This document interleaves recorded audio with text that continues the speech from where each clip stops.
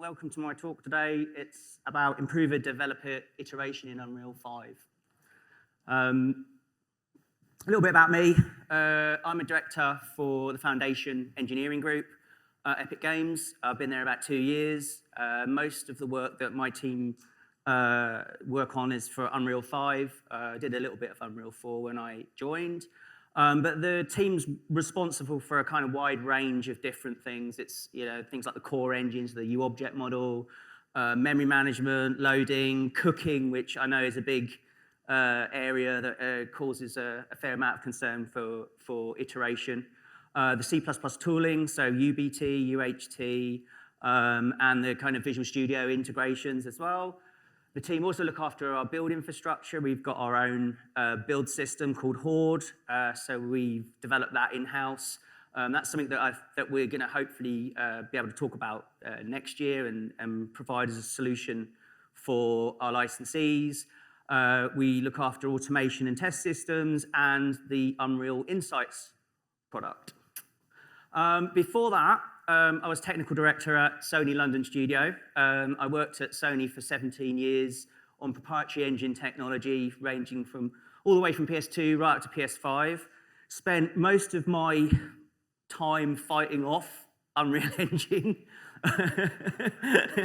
like most engine developers probably that write proprietary systems, and finally caved in 2 years ago and decided, well, if I wanted to work on an engine and be an engine developer, there's no better place than the biggest engine in the world. Whilst I was at Sony, I worked on a variety of different titles. I published about 20 games there, ranging in complexity. And more recently, in the last 5 years there, I was working on PSVR and worked on a couple of the VR titles as well. So that's a little bit about me. Right, so let's talk about developer iteration. So what do I mean by this? So, I put myself in the place of, what do people do every day when they come to work on an Unreal project? So typically, first thing you do is sync up to the latest version of the head revision of your game, right?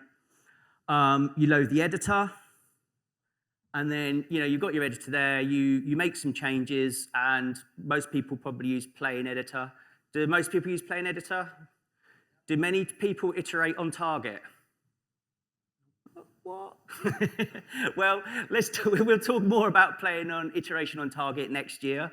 But for today, we're going to talk about Play in Editor, which I think is that's the core loop that most of our developers, that's where you find most of our time is in Play in Editor. And so, this loop it's really fast, right? Once you get Play in Editor, it's very easy to iterate and so on. So we really want our devs to be in this space as much as possible. But anyone who works with Unreal Engine, that there's a big bottleneck to getting to that, right? Firstly, you're syncing content. This is, depending on the size of your game, this could be a large amount of your day. Like you could spend an hour probably or more syncing. Some people do the kind of overnight sync to make sure that they kind of hide that. But it is a big problem. There's huge amounts of data. There's no necessary way of easy way of partitioning the data off and saying, I only want to use what I need to. It's pretty much, I think most games just have one big content folder and then you just sync the whole lot. And that takes a lot of time to do that. Reading the content from the drive is fairly fast, right? There's still processing that needs to happen. But most of the time, reading from an SSD into memory is pretty quick. So we're not too worried about that part of it. But typically, that data that you load off the disk is not really in its final form. It's a loose form. It's a lossless form. So in terms of textures, that might be stored as a PNG or something like that in that source data. And then you need to do some sort of conditioning. Just like you have to cook for platforms, we have to do this kind of building of data, this conditioning, this transformation of data on load. And that is where, a lot of your time when you're loading the editor, you're sitting there. Anyone here got long shader compile times? Well, I'm not going to fix that today, but hopefully we can fix that for you next year. But, pretty much you sit there and you're just wait for materials and wait for this, wait for nav meshes and so on. So this part of the process is really quite slow. And then it's only when you go through that part that you can actually get to do the really cool stuff, get to do the iteration. So yeah, in reality, most developers, most of us all are spending a bunch of time syncing and building data.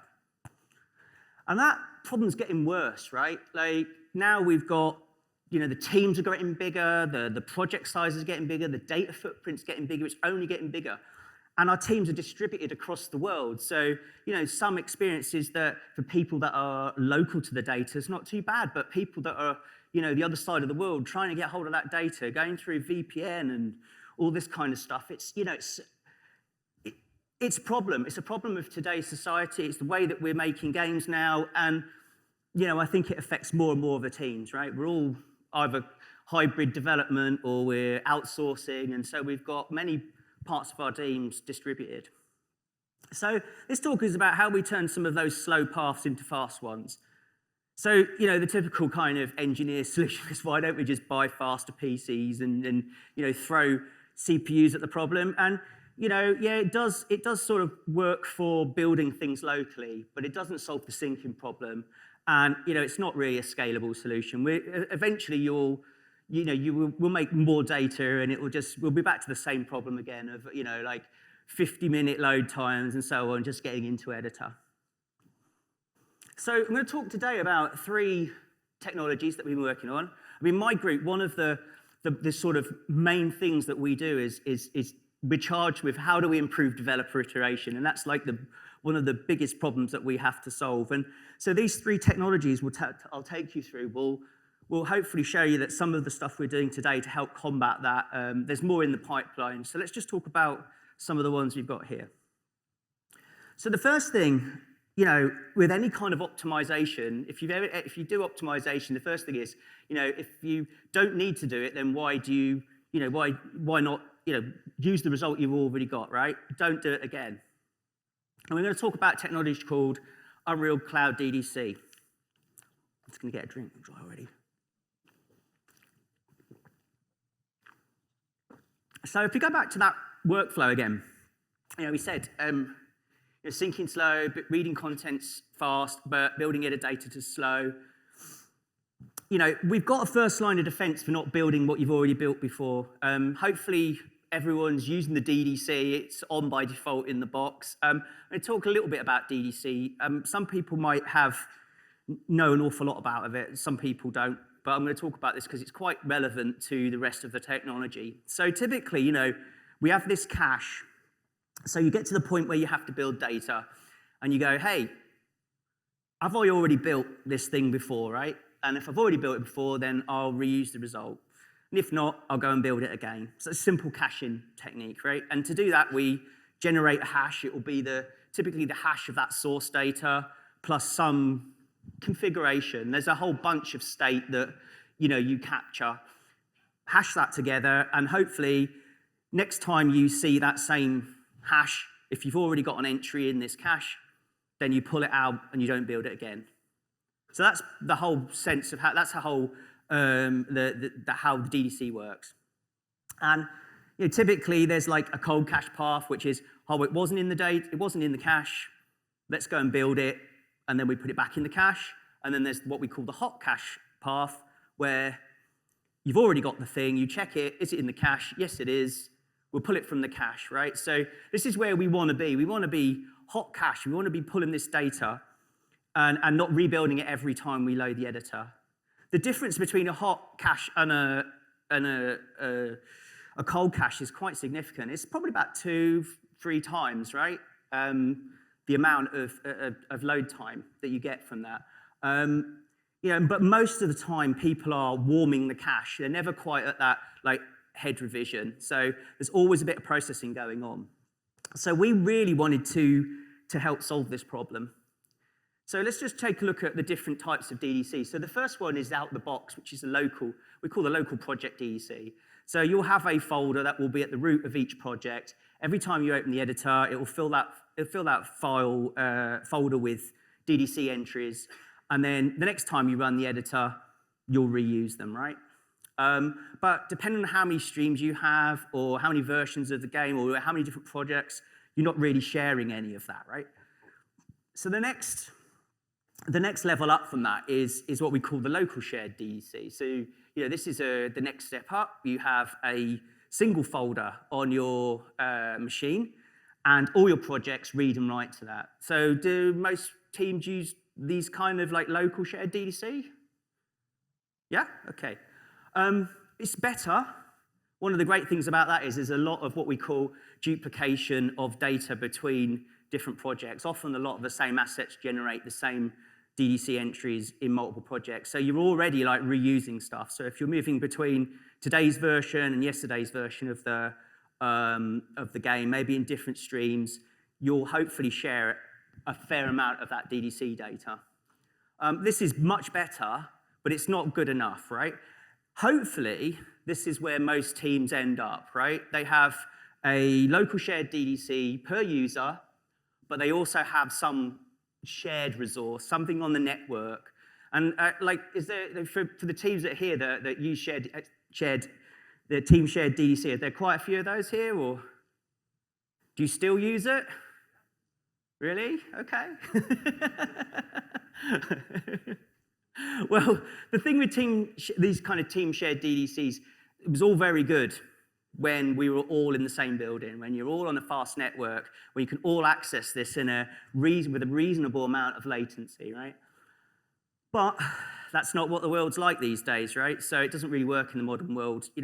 Teams are highly distributed, so many people working from home, and the efficiency of this shared DDC is variable between different developers, depending on what kind of internet connection you've got or the distance that the developer is from the source of that data.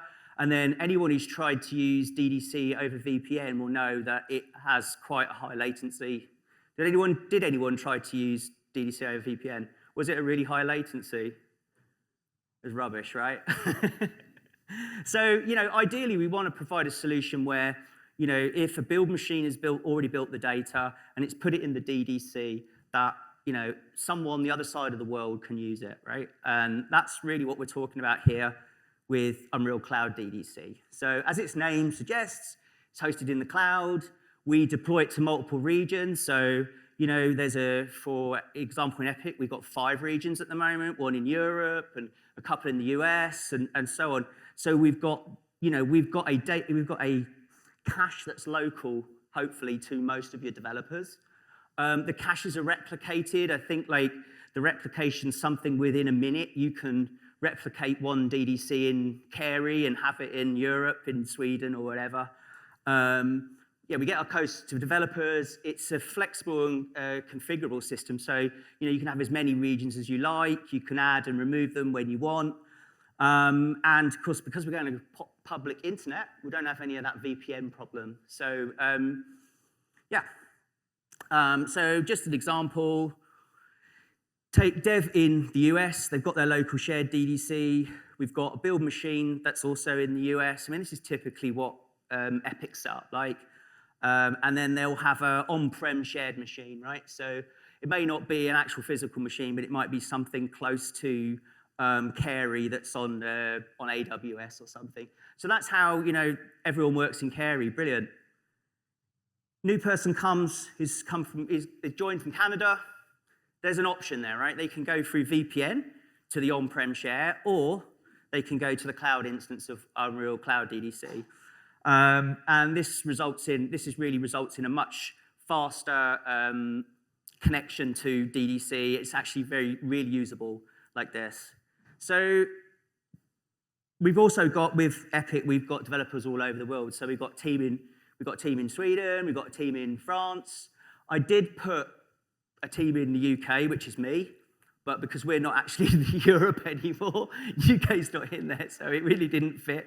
But we have a Europe Cloud DDC, and so there's, as I said, there's 5 of these at the moment that we use. So, and then those 2 instances are replicated between each other. So, key features: it's cloud agnostic. We've got our implementation. Epic runs on S3, but it works on Microsoft Azure as well. It's behind it, there's a general content addressable store, so we can use this for storing other bits of data as well, not just the cache. As I said, it's got replication, which is both active and passive. So most of the time, we just leave it in the passive mode. It's about a minute between replications for stuff. We support OIDC login and authentication. So, data is, I would say, nothing's ever 100% safe, but we do have a way of like making sure that, because this is on the public internet, that there is a good way of like making sure that only the people you want to access the data can access it. We support transient and permanent storage. So at the moment, most of the use cases of this is from the cache, but later down the road, we're going to be putting a bit more, put some other data in there that sticks around for a bit longer. Because it's one of these systems that can just keep filling up with data, there's a whole garbage collection system there as well. So there's some case studies. We've already used it on a bunch of internal Epic projects. So Unreal Engine, Fortnite, Lyra, Matrix Awakens. Matrix Awakens was the very first of the products at Epic to take this technology. They were playing with a huge amount of assets for that demo, and they had lots of contractors all around the world working on it. So this made a massive difference to their developer iteration times. So that was pretty cool. We've also got it under evaluation with a couple of licensees as well. So the coalition have been really kind enough to work with us. And the guys at Azure have been helping to set this up, make sure that it's all configurable and usable on Azure. There's a talk tomorrow morning from those guys. I think it's in this room, 9:15. Where they're going to be taking you through the actual case study of applying some of this technology to their workflows, which I urge you, if you're interested in these topics, then join that talk tomorrow. In terms of usage at Epic Games, it's been running live in Fortnite since 2021. So it's ready for Epic scale. We're a big company. We've got lots of people all over the world. So, it's something that we're confident is good enough for, AAA games out here all around the world. So we're pretty happy with it. There's over 1 million average daily requests to it. We've got 5 regions, as I said before. And I mean, this data is probably about 6 months old now, but more than 20 terabytes of data on each region there. So, generally, it's people are ready to iterate about twice as fast as they were beforehand. People aren't necessarily building shaders. Certainly, the shader thing's been a big thing for us, and having the shaders already built and available to people, that aren't close to the shared instance it's been a really positive improvement there. So let's move on to the next section, which is virtual assets. So this is about syncing just what you need to. Like I said before, most of us have got a big content folder, and then when we come to work, we just sync the whole lot down because we don't really know what we need and what we don't need, right? There's not a good system for resource dependencies in Unreal, so we can't necessarily do something up front to decide what we need, what we actually want. So, but however, this technique is sort of it's pretty cool. I'm really happy with it. Anyway, so let's talk about anatomy of a U asset, right? So a typical U asset is made of 2 pieces. It's made of this structured part, which is, it's like the properties, the class data, structure. And then we've got this bulk part, which is typically like the raw data, right? That makes the asset. We always need that structured data because that's what we load, that's what we represent in our editor. But do we actually need the bulk data? So virtual assets, what we've done, separated off bulk data from structured data. And within the UAsset itself, we just encode the hash of that payload, that virtual payload. And it turns out that we have all the information within that structured part of the data to generate the DDC key. That's all we need. So if we just get that small piece and we generate the DDC key and we've already got it in the cache, then we don't need the bulk data. So this saves a huge amount of the data footprint that we sync every day. The UAsset itself is stored just like it is. The virtual asset just behaves and looks like the normal UAsset that you have in Perforce today, so that's stored in the content folder. But what we also do is we store that bulk data, we store it in Perforce, because that's our, this is primary data, so we really can't lose it. So that's still stored in Perforce, but it's stored in a separate depot. So one of the good things about that is it's not duplicated per branch. We've got, and it's because it's hashed, there'll be quite a lot of opportunity for deduplication of it in Perforce. And we also store it in the derived data cache as well, so we can also pull it from there. As I said, just that cache, the DDC key is all we need for that is that original UAsset file, the hash of the UAsset, plus the hash of the configuration, just like we had before, and that will generate our DDC key. And as I said, that is all we need to reason about whether we have the data built or not. So let's just go back to our sync and build workflow that we had before. So now our sync is really fast because we've really shrunk down the amount of data we're getting. And reading the content's fast. So let's say we go through that cold cache thing, right? The thing that we need, we've got the DDC key, we've got enough here to generate it, we check in the cache, is that data in the cache? Well, if it's not, then only when we need it, we'll pull that from the cache. Then we carry on, build the data, put it back in the cache. And then we're ready to go. So this is the worst case again, but it's done on demand, right? You're not getting that payload before you start working. You're getting if and only if you cannot get it from the DDC cache. The hot cache path works the same again, and this is where, again, we want people to be is on this hot cache path. And this is why things like having a shared DDC and having a global replicated cloud DDC is really important, because with all of that, we can shortcut the amount of data we sync, and we can shortcut the amount of data we sync, and then we're only building the things when we need to. So virtual assets. So you get a smaller disk footprint. Removal of that bulk data really reduces the disk footprint, and because we've got it, assuming you've got a local shared DDC as well, any bulk data that you do download will be deduplicated. So you find that the typical problem is, can you go and fix the bug on the release stream? Anyone had that one? Oh God, it takes forever to sync. Yeah, the data's already there. Most of the data that you have in one stream is the same as it is in the other. So a lot of the time, we've automatically got the data that you need. And also, there's just getting things when you need them. You sync less data.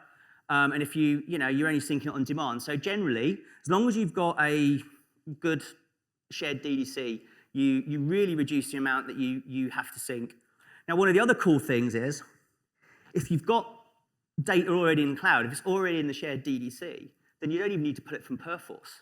So you can cut out Perforce altogether. So this, again, helps with the access time, the latency, and so on. So yeah, that's virtual assets. Let's talk about a case study here. So we've run virtual assets on Fortnite. This is actually live now in Fortnite. When I originally did these slides, it was we'd done this as a side test, but this is actual live now. So Fortnite's content folder, 400 gig. We virtualized the textures, and we didn't virtualize all the textures. We virtualized, I think it was all textures bigger than 4K and not touched in 3 months. And just by doing that, we shaved 250 gig off of that content. We did try static meshes. The thing is with static meshes, they're actually not that big anyway, but Fortnite doesn't use an awful lot of nanite yet. But a lot of teams are using nanite. I know that the guys at Coalition are using nanite already, and the amount they're seeing in savings on static meshes is considerable. It's not like 2 gig. It's quite a bit more. And Phil from the Coalition will probably talk a bit more about that tomorrow. And then the last type we've virtualized are sound waves. So we haven't virtualized every single asset type. Not every asset type is simple, straightforward to virtualize, but we've taken the big hitters.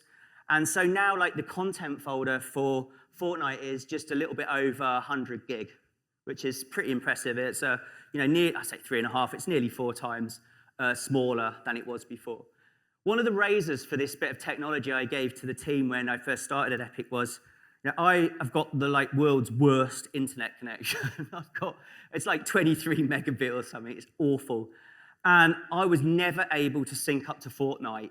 Never. I couldn't keep up to date with it because the amount of data churn was just too high. And I said, the day that I can keep up to Fortnite is the day that I consider virtual assets and the cloud DDC to be good, right? And so, yeah, I can do this now. I can sync up to Fortnite every day now, so case in point. So yeah, just a quick summary. Virtual assets allows you to sync faster, smaller disk footprint. You get the deduplication in that local shared DDC, and you've got that option to sync from the cloud rather than Perforce. So massive improvement, I think, to just getting up and running and keeping up to date with head revision. So let's move on to the last section, which this is a bit more sort of future thinking, but you can see where all of these technologies are going to and how they now converge to something hopefully that we'll be able to give to licensees next year, maybe, hopefully next year. We'll see how it goes. But this is all about the vision and where we desire to be with building and cooking stuff in Unreal. So if we go back to our sync and build workflow, we've tackled quite a few things. Syncing's now fast. We've got our DDC. We're only downloading our payloads when we need to, but we still have to build the data, right? There's always going to be a case where, if you've changed the master material and you've got to rebuild all the shaders, or typically there's even most things, if you touch them, you have to rebuild the data. So we've still got that problem. And so how can we make that better? How can we make that better for us? The last piece of our puzzle here, right? So one way of doing that is again, sledgehammer to crack a walnut solution of just doing this in parallel. And Unreal 5, we do a lot more of this building parallel than we did on Unreal 4. And so, if you've got a beefy thread ripper, you will get you'll get a faster load time because you're building more of the stuff in parallel. And so so the multi-cores make parallelism will make as much use of those extra cores as you've got. But again, we've got this vision that in the future you have lower spec machines. Threadrippers are expensive. Operating them is expensive. Not everyone in your org or your outsourcers or your contractors have hefty PCs. Some of them got laptops. Some of them have got they haven't got the latest spec stuff. So our vision is to remove all of this building of data when you need to the cloud. And how we do that is with two pieces of technology. The first is Derived Data Build, and this is kind of analogous to the Derived Data Cache. The cache is where we store and retrieve the data, and the build is where we actually transform it. So this is a new API that we've been developing for Unreal 5.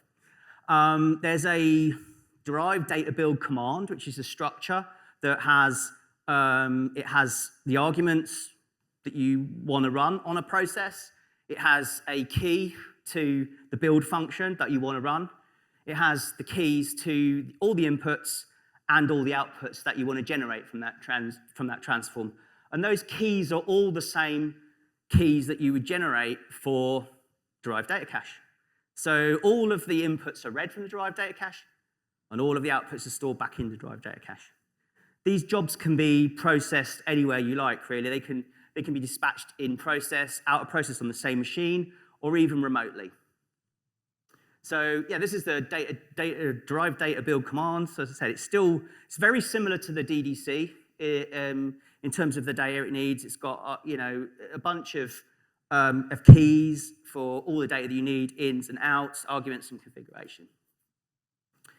So another part of the puzzle is, okay, so we've got a way of describing this work, but how do we actually execute it? So Horde Compute, this is its current name. It might not be Horde Compute by the time you guys get it, but at the moment it's called Horde Compute. And this is a general purpose remote build system that we've got at Unreal for Unreal Engine 5. We use it for a bunch of stuff already. We use it for our build machines. So when we run our CI jobs, they're all using this same technology of being able to remotely run in these cases, large processes which, compile the editor or run this, cook Fortnite or whatever. They're quite large jobs, but the same process, the same technology we intend to use for these like smaller build jobs as well. So that in this way, using Horde Compute, we can run DDBs on local desktops, we can run it on dedicated physical hardware, and more importantly, we can run it in the cloud. So in the future, we hope that you won't need such big machines, and most of the building, when you need to do it, can be done in the cloud. So let's just walk through an example of what that might look like. So we've got a developer. They've got virtual assets running, which is great. So they've synced a tiny bit of data, brilliant. But they've checked the DDC, and they're in that cold cache state that we talked about before. So they now have to build something. So they generate this derived data build structure. They pass it on to Horde Compute. Horde Compute will set up an agent, and that agent will, we got a virtual asset here. Is the payload in the cache? Hopefully that payload's already in the cache, right? So there's no need for the instigating developer to actually get that payload. It can be pulled from the cache by the remote agent. Same with the build function and all the inputs as well. Those will all be in the cache. And so this can be operated anywhere you like, right? It can be done locally, or it can be done, it can be done on the other side of the world. It doesn't really matter. But the thing is, that process then completes, and it writes that information back to the DDC. So really what you've done there is you've done that, okay, that cache miss, we've gone and generated it in the cloud, and then we put it back in the DDC, and then, of course, the process carries on from there as it did before. So that's how, we're, by multiple agents being available, we're able to now get that, really fast path that we wanted, without there being much need for the instigating machine to do much work at all. So that's all of the things I wanted to talk about today. And just to wrap up, we've looked at this common developer workflow. We've looked at how can we improve this, how do we get us to this ready to iterate state as quickly as we can. And we've introduced a couple of new features. So we talked about Unreal Cloud DDC, so making sure that if someone's already built the data, that it's accessible and it's efficiently accessible to you, so you don't have to build it again. We've talked about how we can sync more quickly by throwing away all that bulk data and only ever syncing that bulk data as and when we need it. And then there's that last thing, well, yeah, if you do need to build the data, let's get that building of the data off the local machine and into the cloud. So, and you can see here how those technologies have, where they fit in improving iteration. And, well, I suppose the big question is, when can we expect these features? So virtual assets, that will be a beta in 5.1. Unreal Cloud DDC, we're hoping that will be, again, beta for 5.2. So what does beta mean? Beta means, for in Epic's terms, beta means it's been battle tested on Fortnite, essentially. So, we've eaten our own dog food, we've run it on Fortnite, we've checked that it scales, we're happy with the performance and the robustness for it, that we will use it ourselves for production. There might be a few loose ends, there might be a few changes coming, there might not be all the documentation there that you need, but yeah, so by 5.2, you should be able to use all of these features. As for Horde Compute, it's still new territory. We've got it running on textures, so we can rebuild all of Fortnite's textures using this process. You'll be happy to know that the next asset type we're going to be applying to Horde Compute will be shaders. And so there are more things that the foundation team are working on. I said it's one of our big things is improving like the workflows and the amount of time that you're removing all that cost to getting up and iterating. So we're looking at async loading in the editor, which is pretty cool. That's going to come next year. Multi-process cook, which when you do need to cook things, most of Unreal's cook process is single-threaded. So I know there's a Rare have done the Rare cook, which has been quite got some really good results from it, and we've taken inspiration from that. We're going to roll this out as part of the engine, so you'll be able to, all developers will be able to switch on multi-process cook. How many people have used iterative cook? How many people don't rely on it? Yeah, fair enough. So this is one of the things that we're keen to solve for, developer iteration, is to actually have, we're not even going to call it iterative cook, we're calling it incremental cook. So this is robust, stable, incremental cook. It will be, to start with, on a type-by-type basis. So we know there are some asset types that are close to being 100% robust for this. And those will be the ones that we start with. And we're doing a whole bunch of changes to cook on the fly as well. So just making that easier to set up and run and pull stuff over. So, and that will also be backed onto this cloud build stuff as well. So hopefully in the future, when you need something on the console, you will be pulling this either off the cloud if it's already built, or you'll be building it on the cloud if it doesn't. And that's that. Thank you very much.